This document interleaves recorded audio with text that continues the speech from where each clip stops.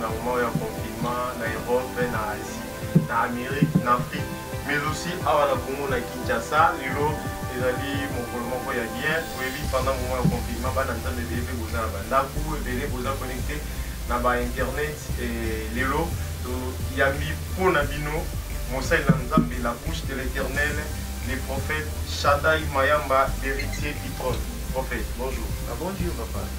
Merci beaucoup. Prophète Eric Ozali, responsable de l'Église, la parole vivante. Oui, ils ont mis bon dans la commune à Bumbu, dans la capitale de Kinshasa, dans la République démocratique du Congo. Prophète. Ça fait bien. Vous sentez très bien. Par la grâce de Dieu. Ça va. Oui, ça va. Merci beaucoup. Lelo, tu as mis mon seul Lanzambe, tu as partagé tes mots très capital. Très capital, témoignant, ils ont dit malgré la loi. Malgré la loi, tu as dit pour éviter ils ont dit Bible levé aussi la grâce, la famille, on a un lien, on a un et Lelo, mon seul Lanzambe, a avoué pour lever la biseau, na sujet ils ont dit malgré la loi. En fait, oui. Ce qui vous fait service au moins briefing qui est sur la loi. Merci, peuple ensemble et surtout Bozola Dabiso. Tu fais si bien au début que comme la vie na Monganini, bonjour, bonsoir, c'est na surtout bien Bozwami. Pourquoi tu es colobé la loi? Parce que tu es bien que la loi oba bengi na lingala mobeko. Tu dis que mon Dieu s'tambola na mobeko. Même mboka, ce que ça na mibeko te et kotam sama malamu te. Il faut mibeko ezala. Tout le monde a battu belé bakangami na boloko. Pourquoi bato si mibeko te? Or même tout le bela mibeko même na carte la Bible, tous on a ba loi. Oyo moto apesa ki comme Moïse. Tu peux pesi ba loi. Nzambe pas ça mibeko naï. Est-ce que vous suivez mangai? Mais si aujourd'hui to comme pe na ba loi moko, o to benga ba loi moko familiale. Même na carte la famille ezape na mibeko monsieur pesa na famille. Siko kota mibeko wana malamu eza mibeko moko bato ba pesa ngo na lolenge ya malamu te. Na kati ya mibeko ya famille ememaka beaucoup plus ba problème auto bengi ba limitation. Omona mutu mibeko moko pesa mina libota na bango ke boko ko bala miboko bota te, o ko bota boko ko bala pete. Eza pe mibeko musu pesa mi ke boko ko sala na bino nyonso tu na bimebo okende liboso te. Wana niveau ba famille. Mais pour na mboka, mibeko pesa mi boko ko bomate. Osoko bomi okota boloko. Ta bolongo daze mo bomi. Pesa za na prison. Osali muninga mabe, c'est ko bomi déjà. Pesa ko za na boloko. Mais tout que ni kolobela sko mibeko ya Nzambe. Même na Genèse, Bible bine bandeli mokili ezalaki molili, mais Nzambe alinga créer. Avant tout d'abord Nzambe a créé asalaki nini? Alobi que la lumière soit et la lumière fit. Et c'est qui pour les ezala abanda komo azana visibilité pour permettre à abanda ko créer. Mais tant que li biloko so lobi non, funa sala pe mutu moko aya akonza likolo ya biloko oyo. Tout le monde a ko sala guitare, mais faut mutu moko a utiliser guitare wana. Ça mutu guitare ko sala ya moko te. Batterie faut mutu a utiliser yango. Donc ça qui est important que mutu moko azala. Nda juste ça non, faut na sala mutu pour a diriger biloko ngana kele, ay ko créer Adam. Mais il est comme si mbanga makasi tant sali Adam, mais il n'est pas bon que l'homme soit seul. C'est que vous avez comme ça asa ya kokokata, c'est la kindambo, pesa ki malamu te. Faut ça être moko semblable. Oye kokana na ye. Po ya kosunga ye a créé Eve abimwa kaka na mopanzi ya Adam. Mais tant akeli bango yeba ke Adam tant salamaki akuta kelo babengaki mibeko. Oh, en fait, oui donc Adam tant yaki akuta déjà akuta ki mibeko. Il va dire pas les mots Nzambe. Alors bien lia nyonso mais oyo kosimba te. Et c'est ça mibeko. Dula kana ndako oyo eza sana papa, oyo luta papa, eloko be kosimba te bosaka na oyo bino bana mais oyo eloko ezeba muda toucher te. Tout ce mibeko ya kapona nini pona ko tele ça si c'est vrai que batu baza na kati ya obéissance ko yeba ko tosa. Le temps mibeko eyaka. OK. Ouais. Bandeko moni prophète donc abandi déjà ko manyolo balba ko manyola makomi albi adato mayaki akuta ki mibeko déjà zalaki. Alors oui. Prophète loi même namboka olobi mutako koyiba l'été koya bakangi baba interpeller bakangi sikoyo na kati ya Bible penza conséquence ni ezaita mutaza ko désobéir mutazo buka mibeko. Merci papa na ngai yango na bandaye koloba awa tangu ada kuti mibeko ke bola so obo simba te azalaki déjà nelo kona kati na ye ki tango kola sala kana azalaki na nunga moko apikisa kinga na simbate mais Eve aye Adam ebisi alobi oui c'est vrai mais ngoyo kutinga mais toko lyansi mais loko to simbate ok Adam dazwaki aye bisi mwasi oui la kutana kina nzambe liboso moi ça y mutami balé mais sikoyo tokoloba nini avant tout d'abord diable abanda ko tenter mwasi c'est ka banda kina ne pas ya mobali akoki mobalité akute za toujours ferme vous au contredit bible était oui le diable qui pas moi si te ngana ka biso ce qui est vrai abanda kina ne pas ya mobali akoki mobalité est-ce que nani aussi mbanga malamu abanda kina pas moi cité akoki mobali parce que mobali ne muta kutana kina za pota nzamba créer ya silisi ayebisi yo konza pa ye Adam tapesa ki kombo ya banyama nyonso ya banzete nyonso na ce qui est vrai pour yem da sola kina nzambe oh tozala kana ba secret pourquoi parce que tango nzamba sololi na Adam et vazala kité et comme il peut na tour ya Adam la li profond sommet jusqu'à ce que Eve abimi kati na écoute Eve déjà kola et on te bien nzamba lelo pourquoi moi si mo ka botemika ka lelo ko li pelo ba li pega ka lelo kombe na mbali pega ka lelo oui azanzamba lobi te zanzamba lelo yango mo Jésus Christ na quoi alobi si mo babi aujourd'hui vous allez na paradis pas ni ka lelo et on te saka nzamba azanzamba teko nzambe selanga jour de ngai saka nzambe chaque selanga miracle moko miracle lelo vendredi fait ça la jeudi ko za la mercredi ko za vendredi pe ko za la ndinga tambola kana nzambe na ngabongo nzambo akela likolo penase or nzambe ne ko swana mobile avec que kolo kota pa mobile on ba za peu dur ya mo na ba église pour convaincre mibali na ba église ça passe hein tout na kamisa ka ba maman hein suivant oui na ba église partout ko tambola bane ba za na église ça ka ba maman par rapport na biso mibali pour convaincre mbali il faut ça ne tu pas na nga so moni ba moni ba jeune pour que oui c'est vrai mon toi za na nzambe pour convaincre bango so nzamba za te et ça passe ya mo na ka bana basi bazalaka ebele na ba église partout.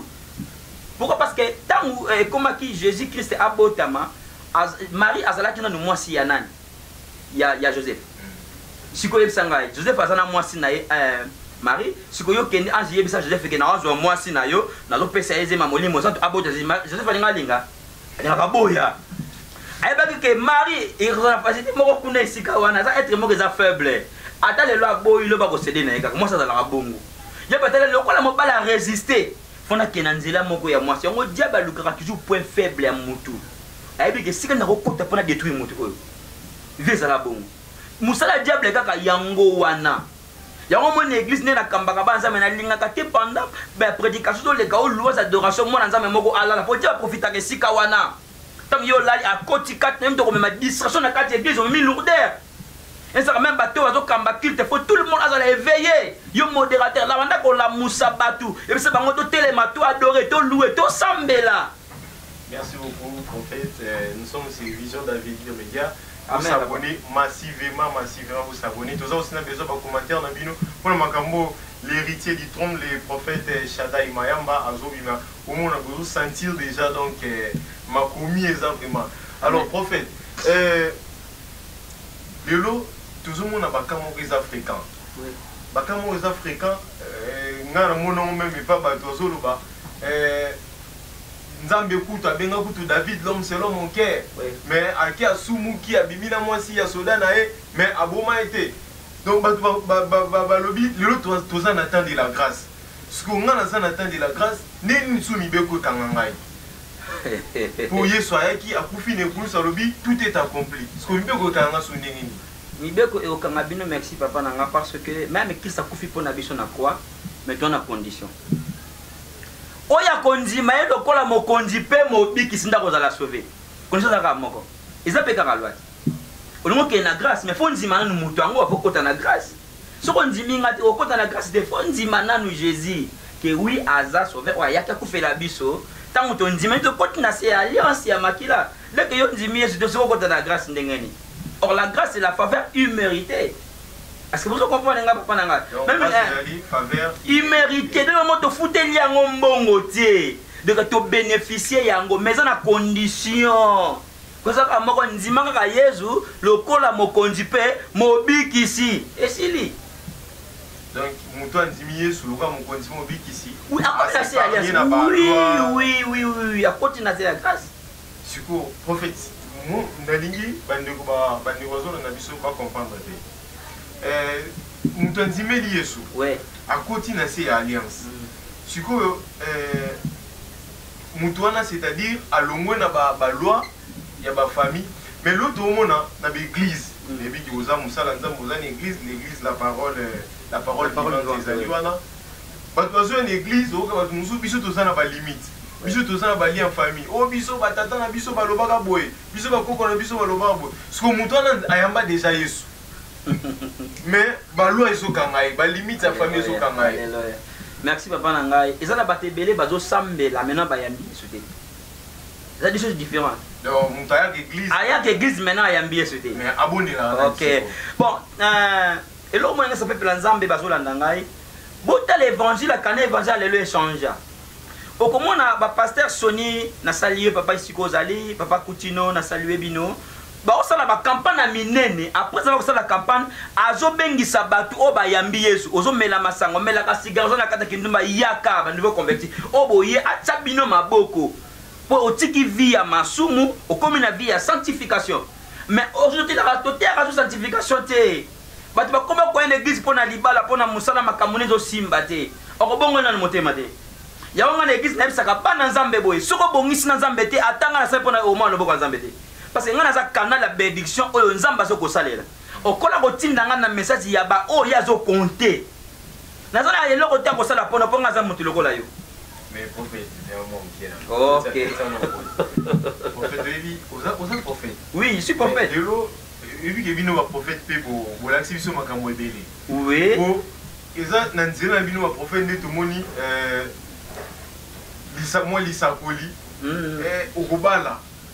Moi lisakole okobota moi lisakole et le konde za ko attirer batu ba na église ya mwana siko yo tango zolo bake batu ba tika masumu batu au moins que okimisa batu na église la pas mal de choses ni besoin le balabiso otoko simba cherchez premièrement les royaumes de Dieu et la justice de l'Éternel ou est-ce que les amatabisi quand on avait les gablo mbale le royaume de Dieu et la justice de l'Éternel et ça nango matabisi baluka kangote na keka na sombi nanga fufu nanga babakise linga ndambo na sombi lipa nanga izo pe ndambo yo te tilo mateko fele eza nango matabisi eza nango loko moko te to luka ngani boso ta bokonzi ya nani ya nzambe akwa se na zwa libala bongo lobi na katelo la na zwa mbongo lobi na zangi lola na zwi kobota lobi na zangi lola kwa se to na mokili ya batu lobi to otika ngo pe biso to bandi mokili ote sikete poto wela na bokonzi kwata lolo na botite na balite mais zala kina nzambe lobi na kelola.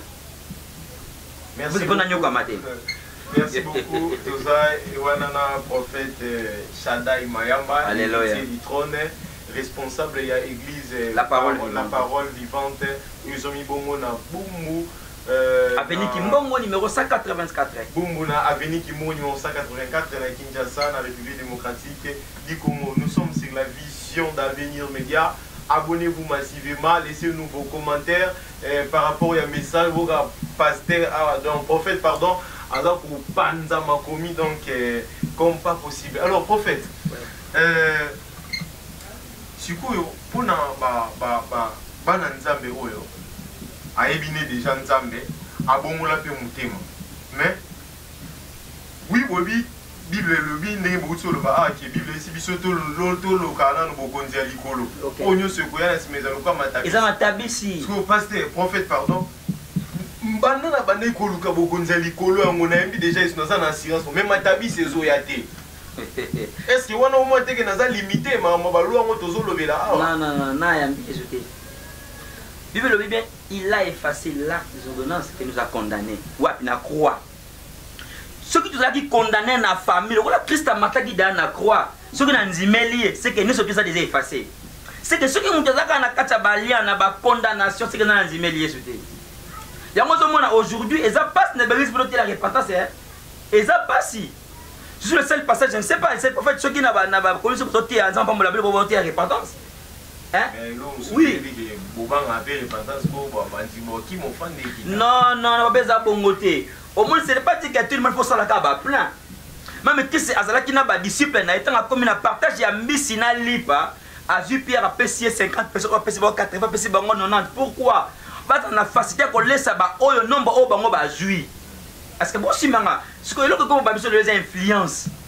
Le rôle pasteur qui ngana tondi ça qui ba tout plein ngapa faut ba tout batonda. Non. Et puis le but, là où 2 ou 3 sont assemblés à mon nom, je suis au milieu d'eux. Donc on s'est culte, il y a 4 personnes, mais nous avons 4 nabiso. Nous avons un pasteur moko oteko bien aux États-Unis, na bossa ni combo na pour ceux qui n'aiment pas Facebook lobby na pourquoi. Et puis singa lobby na lobby papa, ça va se quitte à 5 personnes. Quitte à 5 personnes. J'ai dit bien 5 personnes. Mais parce que ma partenaire numéro de bazo permettre na à l'aise que le Ghana bateau bossa la baple. Mais il y a au moins il y a aux États-Unis, mais biso a au début qui va diminuer bayaka. Tant aux autres offrandes et modim et ça là moi ne va moi mi fait côté. Makambo nzambe kipaka payité. Ekipaka payité. Ça là on nzamba watindo sala. Côté la tego pour son étage en France. Non, toi tu as besoin de Bible kaka moko, c'est évangélité. Pourquoi dans le Bible parce que même ba fille a tcholeftia ba ki ko réclamer droit papa la qui na loi. Moi ta personne le binin. Alors bi que ce qui muda boti moi mobalité a kufi bozwa mbongo te bozuno ti bo pesa pa famille na bangote. Mais tant que tu as fait des 5 filles, bastard, babi, non, après ça la tirer, c'est ça qui n'a pas besoin. Mais oui, tout ça, banami, basi, mais ban, mon amabali, mon coca, n'a pas besoin. Bon, toi qui ne connais pas Moïse, Azoua, ta bozo, papa la biso, après ça, mon papa bandekonaï. Atta ko pesa biso te, mais lui, zalaki. Tozo na biso angote, mais toi réclamant, mon gars, ils ont atteint la famille, atta ba non qu'on a biso, qu'on a so, ba son abango ango. Mais tant que Moïse a yoké, Moïse porte à cause à l'éternel, dit à peu, avec le peuple d'Israël, n'y surtout. À partir d'aujourd'hui, ce qui m'a boti moi na mobile, il t'a boti kabana, parce que boti bopi ça pas la banne. Pourquoi louer et long pour grâce c'est là qui déjà. Ok, parfait.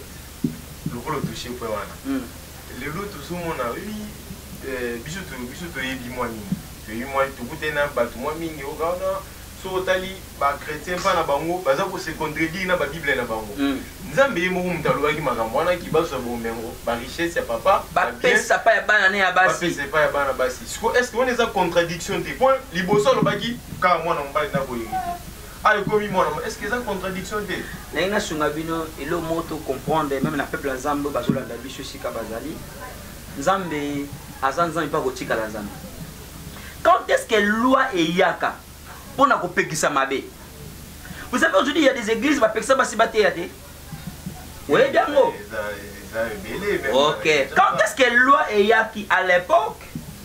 Tant que vous avez ça, parce que basi batamusama qui m'abête, qui bondumba, bosote kota qui n'a l'église, loué, même les divorces. C'est ça qui permet comment on va na carte la Bible na porte-parole le bakiango.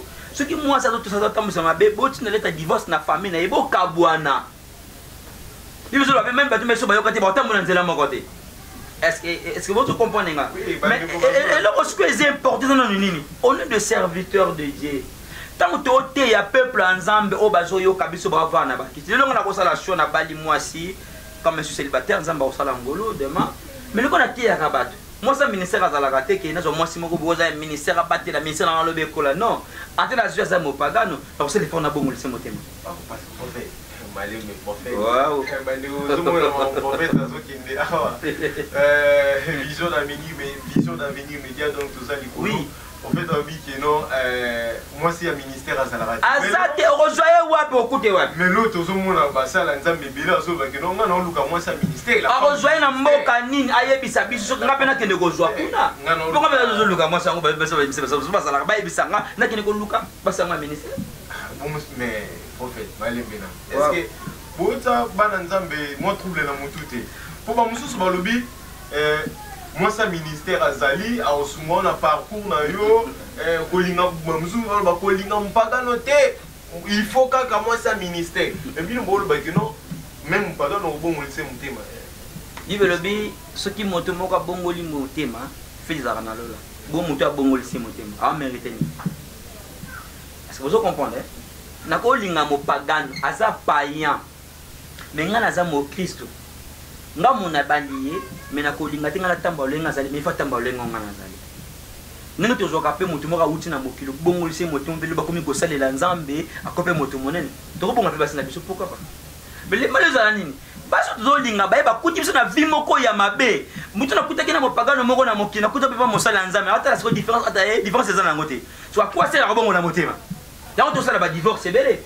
Moi je suis Teti, moi je suis Ndumba, moi je suis Boé. Pourquoi? Parce que Alani kaka vie oyo sala. Yango to bebi sabango. Parce que moi ça coûte na melanga masanga te pas comme melango te. A coûte na vie à sacrifice pas comme ça la sacrifice, bon na balié. na to mona ka mutakoza exemple na kopesa moi ça na seka nga za na la borne mais na nga mobali na bali moi ça seka akoya na église na ngai pourquoi faut adapter nyoso tout o eza ya kati ya ngai pour nga na bali na mbongo na nga biso mo to obebisa or toza basali na nzambe ebele mais toza ba message moko te ba message pese ebele ya besoin ba ke na mokaso en fait ba kobima ebele ba ko sakola tout ça to ko ba ko définir wapi ya ba malam mais to ko bona misala na bango parce que c'est important pas na na sur la nosikoyo toté ya sanctification na ta auto la sabana nzambe nzela mais tu sais que le billet soit koya o sala wapi bon nous tout oyo to vivre na samu kelo de gotikala tout le monde ba milliardaire ba doit tamana metu ka grave na mokola kufi mais bazo lele libanda en dehors même ya villa oya yemoko alors na mbeto bengaka double lit mais ba tina circuit 1 mètre avant ba tina c'est à catafal atambola kana ba amer mituka grave mais ba memia na corbillard tu vois que moi nous c'est ça vanité des vanités toutes des vanités toke na ngote to yaki mabeto kosonga mabele pe to yaki mapapa to sopa maboko pamba non c'est ba tele ba compte ba kina mtoke na ba tele ba vina mituka c'est que na aza na été sur le so to même na sentiment moni ba tumasa na mboka ayebi kina zuli chete na tongo na kena ngazama na kati koni na ngana buki mayebo to misi na ndoko ba na bale awozeni mabete mais mutu na kishasa to na monyo to na mutuka ngape na ngasuma ka mutuka lokola to na moni na ko mati na kisimba kisi to na kindo na kuluga na liayo et bah ça là me fait convier ça là me fait billet de l'eau oui mon boy moi t'es qui t'es ça non OK luka moi oh bah ça ba bima bien massa moi bilo mon boy ya mai là franchement na ko ebisa yo musana nzambe ngai personnellement na zolo bango na koma nzambe nzima akisite na luka ka bato bazana kisi na kutana bango na démontrer bango nzambe alola za wapi kisi na bango peza wapi parce que muto asimba kisi mutakele a nzambe ongana sana muto za likolo ya nyeso en fait oui wow ezate papa nanga yebisa ngai $100 ebimi na bak na muta bimisa na poche nganga eza ndenge moko te est-ce que papa kambiste merci yo kala sungo papa nanga eloko na bo simba ngo kisi na mboko ezalaka te peza te kotika na pe kozala te. Merci beaucoup prophète wana to le prochainement tous on a sujet na biso ya makambo ya la loi bolobeli makambo bolimo makambo bele na oyo tali loi sikoyo bana nzambi bazawana bazolanda yo bamuzupe bazawana ba ebi na baona nu Yesu te mais ba lokola chaîne na biso za chaîne moko international vision d'avenir média partout bazali bele bazotala yo partout dans le monde et puis même na ba Singapour na Danemark baolanda biso prophète sikoyo bato bazana besoin oyeba eloko nini oyo akoki kosala mpona kolongwa na balimite baloi oyo ya famille oyo ekangaka biso eloko nini oyo moto akoki kosala eloko nini moto akoki kosala tika na swana bana nzambe esa moto nyonso azolanda ngai bisika yo ozwami nasunga yo sikoyo. Vous savez aujourd'hui baprophète basa ebele na ya faux na ya vrai biso tobenga ba prophète yo za moi définir yango eza te mais tika na yebisa yo tato bengaka ko mwana ndoki omona kosala mwana ndoki na ndako mais olali aloba ke papa na pumbwaki na butu mais yo moni aza na ndako na apumbwaki ndenge ni parce que abimaki en esprit tout le monde aza awa asalaka voyage en esprit dingi voyage astral tout le monde a l'autre tant l'autre qui na fête moko boye to kinenge na ba camarade za voyage osali mais nzo nza na kola na ndako mais bango ba comprendre que misala non ça za misala ya mabe ndenge bakendaka na kaya sorcellerie yo kasi ko na yebiso loko moko pour que obimana lien famille ya coutume na ba réclamation familiale yo kana sungo bien aimé les ola nanga bien même ka vie sanctification ici nango yamba ka yezu lokola mokonzi mobikisi esili nango so komika na kaya nzambe nzamba abunda pona yo aïe va les alabi confiez pour l'éternel votre Dieu vous sera fermé à ses serviteurs les prophètes que vous réussirez. Alors c'est important parce que gardez silence, moi l'éternel combattra pour vous. Surtout le kato ils n'amènent pas l'église nous bigo tu as prié à combat 7 jours. Bon vous nana nani. Non, prophète nous maman combat spirituel. Oui, tu as comme makamangote parce que Bible dit m'a garder silence. Ngala ko bunda te pourquoi parce que na komina na ka nzambe. Faut nga kanga maboko nzambe nda bunda pona nga soka ko bunda nesika nzambe. Aujourd'hui to risque point comme na babilo mo benga ba faux perso. Mais fort moko personne c'est kozana mutute kwa ko sunga yo. Or na Bethesda je n'ai personne pour me jeter dans l'eau. Or Christ le béni. Prends ton lit, lève-toi et marche. Mais question d'akinin, veux-tu être guéri? Est-ce que l'ingo bika ya le business je n'ai personne. Pourquoi? Atigala ki yemoko. Tant mo mo kozana ba faux perso associé ka nzambe na misana yo. et s'il vit malgré la loi, prophète avait cyclé très clair, très courte. Sanctification, kaka, sanctification. Et Vinayo et Kozala sauvé. Donc, on a un lien familial. Même on a un lien familial, même à via sanctification. Pour l'on a ennemi na yo. On a commis la même à via sanctification. Je te dis vrai, ça c'est que n'a pas ça bango ba yebité. Au moins il belé bango ke ba prophète ba tse ba si ba bango ba dra ko so maya bouger ko te ba service za ngasa ba service à makasi. Je dis bien, Nakobengi Sabino Bokoya, Bokoja témoignage parce que le vendredi, le dimanche, il y a un Zamba Sungal, où j'aurai un témoignage, Bossa l'effort à Colisra, Bosango Bananza, un témoignage c'est vrai. Prenez rendez-vous avec nous le dimanche. Témoignage. Mais quand je vois un témoignage, c'est pas témoigner, Bomona. Mais n'a pas singa bana Sungana Bana Oza Messika. Pour venir avec les nibosso au mois de Bokanza, mais ma certification. Yebanoga Kobanganza, mais ça m'a resananga Bonayo. Alors le garder sinon c'est moi l'éternel qui m'attend pour vous. Alors Bundara pour la ceci. Merci beaucoup, prophète. Avec les prophètes Shaddai Mayamba, l'héritier du trône, les responsables de l'église, la parole vivante. Alors, prophète. Oui, papa. Malgré la loi. Je suis sûr qu'il va dans ne va pas m'oulami. Mon niveau a toujours branché dans la vision d'avenir média, malgré l'église des alliés fermée, Bamakamto les alliés fermés. Vision d'avenir média, les alliés pour présenter une prédication, une mission locale, les alliés réconfortantes, et ça pour vraiment continuer à bino. Prophète, et là que ça dit que l'église est velée quand on a eu les pandémie, coronavirus. Donc, depuis le monde entier, on est isolé là. Mon entier, alors, yo étant que la bouche autorisée de Dieu, étant que les prophètes, point de vue nous ani. Sur Corona, toki basa la dame muso lobio, on fait du monde bani koya, basa la muso lobio, on za makambo satana basa. Yo étant que mon seul nzambe, la bouche autorisée de l'Éternel, point de vue nous ani. Merci pour la question. On a ce nom makasi. Nous en mingi parce que nous avons dit que c'est intéressant. Le goût qui nous est important pour le peuple ensemble. Ok. Pour ma cambo je les karamboka, ils ont fait du monde. Vous savez, Natsubi qui dit balugaka porte d'entrée. Être mauvais à fait pas ça à côté. Vous savez, on est tous des enfants de Dieu, mais ce qui est important, tout beau ça n'a rien à battre meki. Na tengo mkitu sani tobo sani nzambe nzamba zate nzamba do salate oh boy non. Vous savez la période où il y a confinement va pekisi ba église ba bibe ba église ba pekisi yam. Or c'est tout mais dans monde ba pekisa ba église ke batu ba sambela te batu sambela nzambe.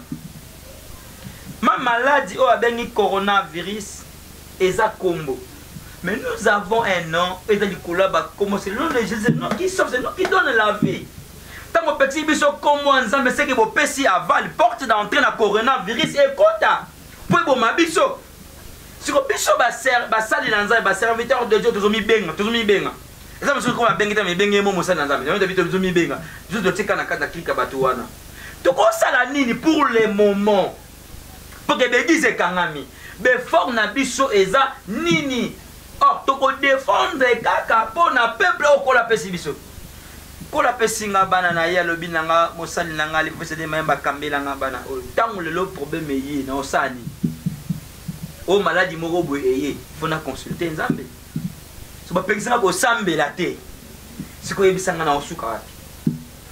Vous savez David, azoboko la ba patte na 4 à 2 heures. Vu le bitan où lion aïe a kangi brebis moko David aïe a botoli na monoko lion. Ours aïe a botoli na ours tele bien. Non za na kimia te. Avant za na kimia faut makambo esila.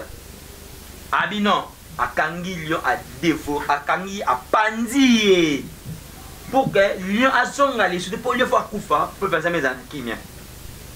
Pour penser mes na kimia, to bunda biso ba sali na nzambe, to défendre pour que coronavirus éteinte peuple na nzambe te. Toko bunda ata beglise to sambela te batu bazo sangana te toza o papa benga ta bouche autorisée naza capable de refuka mana ebisi nzambe likambo nzamba yoki nga pe nzamba sali ezaka tozo la ka bele poto ke naza na kenga moko na maboni moza no matana ngoma na nani point ainsi de temps mata ye moko eza ka fuza la ba tebe oh l'état boy eza loi te malgré la loi le pesa bito sambela te mokonza mboka lobi faut to ça to sina no loi pour demain comme en prison te atela ko la prison samba ko sanga meilleur respecter ki loi te ko buki ne mibeko tant to ça mibeko to ça mibeko pe à chef de l'état parce que mutabo c'est l'état aboma ki jésus bon loka opekise église na koboya na rassemblement na kenanga na ndako na fuki na bitima bolongo na fukami na bani ko sambela nzamba lola pour une pandémie pour ngai je suis sûr que nzamba ko sala ngolo même ba nanga tu église baso benga mutu moko atomé victime de maladie oyo te mais nazana tata mwasi na ngai mobile na kufi na France na maladie oyo pandémie oyo na mboka oyo épidémie oyo bazo kunda bango 1500 personnes la journée moko bazo kufa mais biso na Congo yebisanga to kufi da combien to kufi combien na Congo to komi na combien de cas au baza était na malade na Congo combien baza guéri na Congo na seki peuple nzambe boy soko moni ke yobiki na Congo na kis oyo melaki yebisanga bebe linga msuba melaki basani bati bon biso excusez papa nanga bozo poser ma question na bino na ça pour gouvernement biso bozo yo kangai. Oui, babaza wana tous les médias. Kobana chef de l'État qui tati na gadji oyasuka. Nous on est des serviteurs de Dieu. Vous êtes prêts à défendre le chef de l'État et ce que vous allez Nzambe apambola yo papa Fati. Ezatana yo. Partout au monde qui ba roi bazala jona basakoli ou bana ko sunga bango pona ko yeba venir à lobby. Tu dis que belé basé à faux et bébé basé à vrai. Mais on va pas définir bangote mais c'est le bataille na musika po yo kabiso na ta auto ça est très difficile ceux qui boyo qui m'ont embêté pour que bosso avec congolais et kende bosso qui c'est corollaire solo ezaka bobele prière kota mabolo ngase ko la ka panza pour ça kitcha mane pour na mboka na biso pour que Congo ezwa kimia ceux to sambeli nzambete Congo et kotika la kozwa kimia ata mukolo mokote ce qui m'a dit que le coronavirus, ce qui a dit que allo to pesa baninga mso bango pe babika. Ce que ça pour la prière, to continuer ko sambela pour que mawanzambe sa nini et kitali kolona biso to mona loboko na nzambe. To na posa au gouverner biso. Ce que biso to kufi au gouverner banani.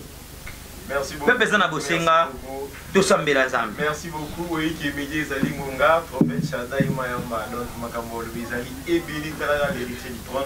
Makambo le ba ezali ebeli. Et prophète bande ko chité tirel biso moi quelques minutes to tirel pena makambo belé minimi déjà le baté. Donc on yonde ko tala biso tala brancher toujours s'abonner na chaîne biso Vision d'Avenir Média.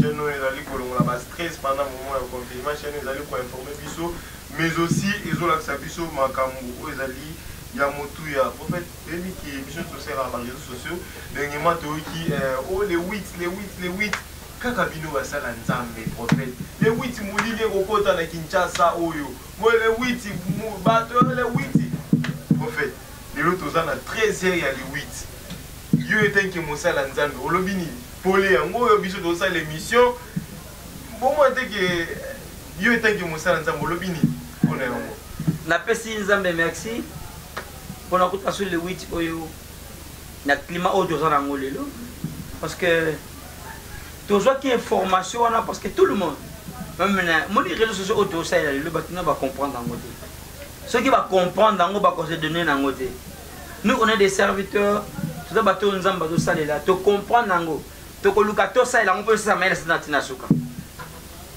batina ninga na WhatsApp nangai que le 8 molile ko banda bututi et osala 3 jours botoka ba mai bosoma biscuit botana banda ko popo ya le 8 molile ko sala 4 jours na sambeli nzambe les 2 les 3 les 4 les 5 nga na sali ba audio nga moko soki na ko pesa bino ba audio na nga boko listreta bo taba dimanche boko mona ngo le 5 ma nga na tindi ba audio même na Facebook même na WhatsApp na zibe plan nzambe na bi eza fausse information mais fausse prophétie. Parce qu'il y a une différence entre l'information et la prophétie. Et ça fausse prophétie. Nzamba lobi n'angane se peut faire nzambe boye. Le 8 est le comme ko salama te. Ce que l'on m'a salami na pesi vraiment numéro nanga na opesa bino ba Ivanji wana boko zanango boko listre yango pe penza ba komona yango. Ce que est le comme salami le 8. Il y a moins de mains, bon, on a la Bible, Nzambe, on a tout, mais on a dit qu'on s'en met Nzambe. Je dis ça vrai ouvertement, au nom de Jésus-Christ, je sais avec persévérance. Na lobby, on a dit même audio, on a pandi partout, les civils Nzambe, que bon, ça l'a troublé, bon, ça l'a paniqué. Vous savez, nous, tous ça, les gens, le gouverneur, qui a permis de vendre à bon, le peuple. Tout ça pour intérêt. On peut faire un collecte, on peut faire un commélaté parce que c'est la longue qui est Nzambe. Et le deuxième, pour tout le bagage, un mot pour le gouvernement, pour faire nani, mon sali, oh yo, quand on a ça pour moi, pourquoi Nzambe? Pas personne combien? On a passé ma prophétie, va même dans le téléphone, beaucoup de gens, ils mangent, il y a les 5 mai, maintenant les 5 mai, aujourd'hui les 8. Le 7, et ça qui je dis, dans la lipongité, na bandi ko sambela de 0h jusqu'à 6h du matin, vers 0h30, na bato batala ki likolo. Ba moni ke likolo elingami na nuage ya noir mais éclair lingaki ko bima ya rouge et même ko pesa lokola arc-en-ciel. J'ai prié mon Dieu na Nzambe alola. Mais comment hôtel ça ginga ke lo ko sala maté. Mais to comme 0 tout autant na inex comme da vendredi. C'est vendeur événement ko sala. Ça veut dire que mon serviteur ko banga té. Ngena montre ke makamba to balba ke utake pa na ngati ki monte menga ko pari yango na ko sala oyi na lupsa kiyo. Na banda boy bana comme 6h atango na koti na ndaka baboy likole soko na biya na fuka na bone ko sambela na tini ba odesi bana bo pesa ka Nzambe merci on Nzambe épargner biso or dama ko risquer vie même na ba réseaux sociaux ko tinda ba prophétie na bina audio té mais na ba image na sali vidéo na biso bango moni po moni longi nanga na pesi numéro contact ceux qui les 8 événements salami bo longola nga mosala Nzambe na pesi adresse na numéro na téléphone. Aux risques à vie, n'a risqué dans Nzambe. Merci beaucoup les prophètes Shaddai Mayamba, l'héritier du trône, et vous qui nous suivez de partout, nous sommes ici. Vision d'avenir média, abonnez-vous massivement, l'autre ici. Malgré la loi, les prophètes ont beaucoup parlé. Vous nous suivez de partout, abonnez-vous massivement. Laissez-nous vos commentaires. On est avec les prophètes Shaddai Mayamba, l'héritier du trône. Pourquoi l'héritier du trône? Quand est-ce que vous avez un héritier? Tout héritière, sur un héritage, vous savez, pour monter dans la communauté, il faut la former quelque part. Il faut avoir formation. Pour vous avez licencié, pour aller au Canada, vous permettez à avoir une licence. Même l'école, pour me faire un certificat, tout le monde a un go. Donc, na université, na secondaire, pour jouer diplôme, tu dois aller à l'université, tu vois. Tant on a bien un héritier, c'est qu'il y a des héritages qui sont l'héritage, il y a un des émissions autour de Nango. Tant que vous avez un trône, c'est que ça qui vous compte. Tant que vous avez un trône, c'est qu'il faut que vous compte. Il y a un peu de compte. Si vous avez un héritier na trône, tu vas le belango à la prochaine temps que vous avez pour que Nzambe. Rendez-vous avec nous, Vision d'avenir média, prochainement avec les prophètes Shaddai Mayamba, les responsables de l'église La Parole Vivante qui habite à Pessibiso Mon Flash. Prochainement, à Olité Biso, dans l'héritier. Et surtout héritier du trône. Ouais. Moussa Nezali et pourquoi on a du trône et pourquoi déjà pour Konza. Prochainement, vous aurez des détails sur Yango. Alors, prophète, moi, Yasuka, ça. Non, papa, excusez, pardon. Autour d'un mot de la fin des personnes, on a profité. Ils sont encore en vie. Non, moi, il y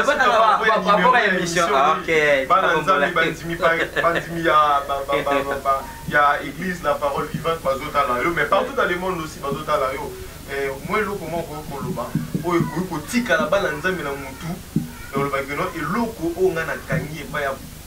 la bouche de l'Éternel, l'héritier du trône.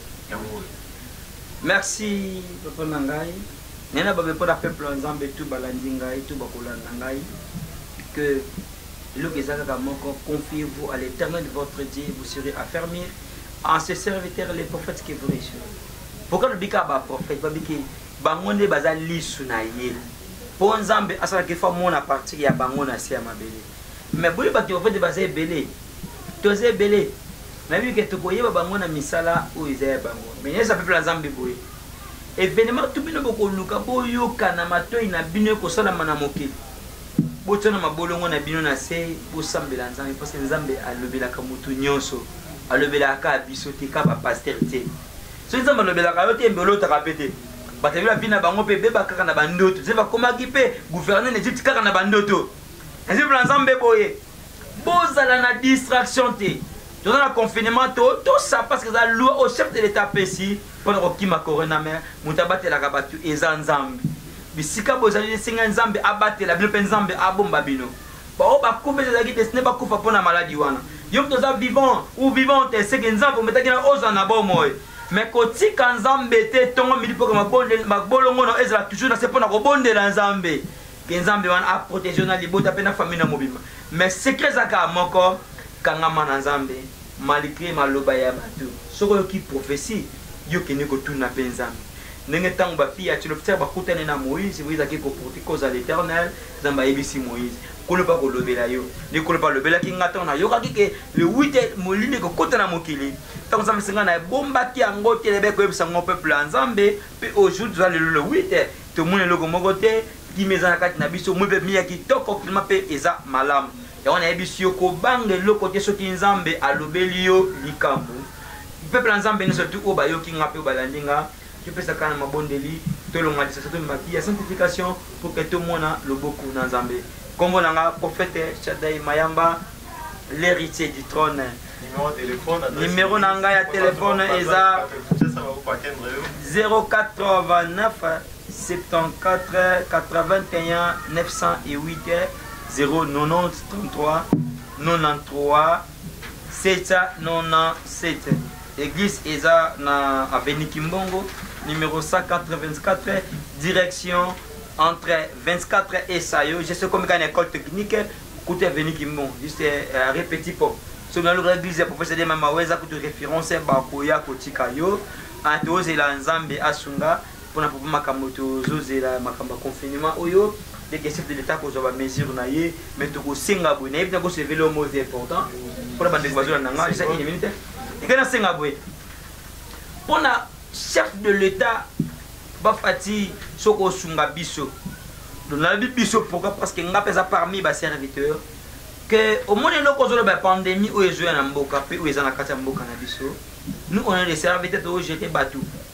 ebele ba député ba ya awa to yamba bango ba ya na ba dopoto voter bango mettons que pandémie to moni bango te ba la biso ba cash ba la biso ba so ba la biso ba dirigeant wana plus que na to moni bango te mais tu sais que na papa ata nyonso te kozala te mais fongo ezali ba église sambela kaka nzambe pesa biso ordre même na kati ya ba église to za na ba cash to cha ba so libanda ba deseto sokola maboko mais to koyeba ko détecter na za na maneza na maladie te so okabola même na l'église même ba pareil na bino bozo salela wana poto yeba na za température à l'école température assez poto sunga yo to yeba nombre de personnes au baza était na malade dès que baza na bandako ministère de la santé ezo tenter que ya kotambola na ba veni na ba parcelle ko yeba nene baza na ba problème wana poto yeba ki corona za na kati mboka Kongo do sunga yo papa na ngai pour que l'hôpital za la kana yo au continuer ko kamba biso no kamba biso lelo par exemple et la bonne santé il faut biso parce que souvent parce que dans le peuple autour de Kamba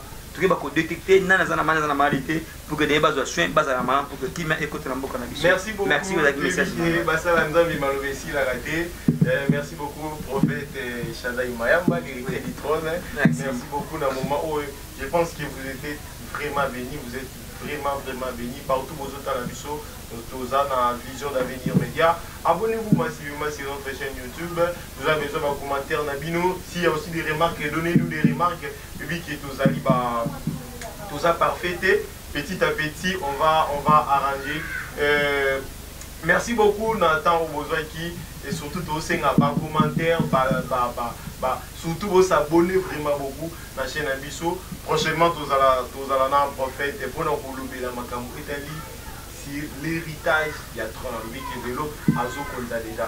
Merci beaucoup, Nassima Kamera, tout ça qui est ingénieur Rishi Makela et la coordination, tout ça qui est le Bisso Parmena Kabiselu pour les femmes qui est Jibo.